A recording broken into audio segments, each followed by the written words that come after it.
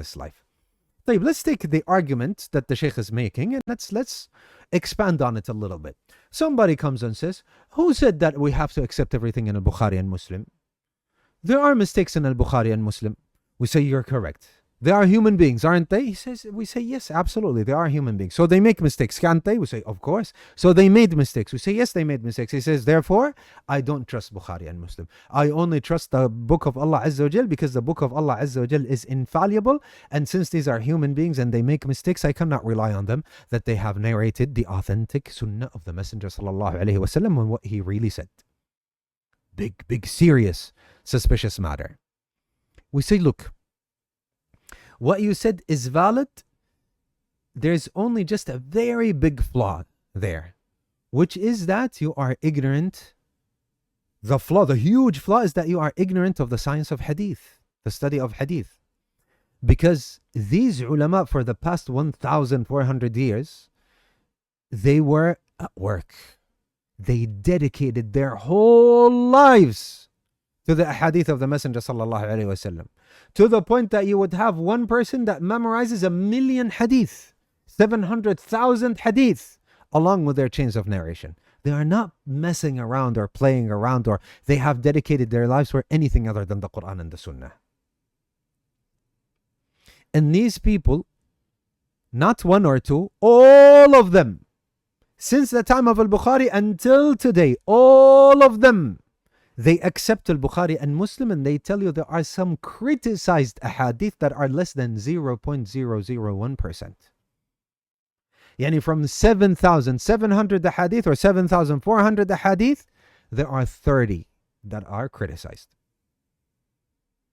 So the rest, they are not even criticized. So why don't you accept the rest? And these that are criticized, they have studied one by one. They have studied them one by one. Ya akhi, for the sake of argument, let's say there are 400 criticized the hadith and 7,000 that are not criticized. They have studied them one by one, and most of them turned out to be authentic. And some of them, there were mistakes in them. So that which is inauthentic, or the mistakes, they are there. The people have chosen them and showed them to you. And the rest, they are not even criticized. So you cannot come and make this argument saying that I cannot trust the rest. Yes, you can. Because the whole ummah unanimously accept them. The whole ummah, they accept them. From the ulama and the non-ulama. Therefore, this is not an argument. I'll give you an example to make it easier. Let's say we have 7,000 bottles.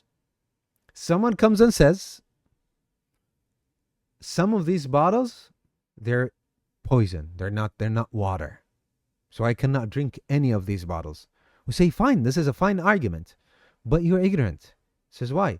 We say 7,400, the people criticized, the people have shown, and they put a label on 30 of them. They say, these are the ones that might be poison. The rest 7,000, there's nothing wrong with them, and people have been drinking from them for a long time, and nothing happened to them. How can you come and say I cannot trust the 7,000 other bottles? That's nonsense. You understand, barakallahu fikum? It is as simple as that. طيب.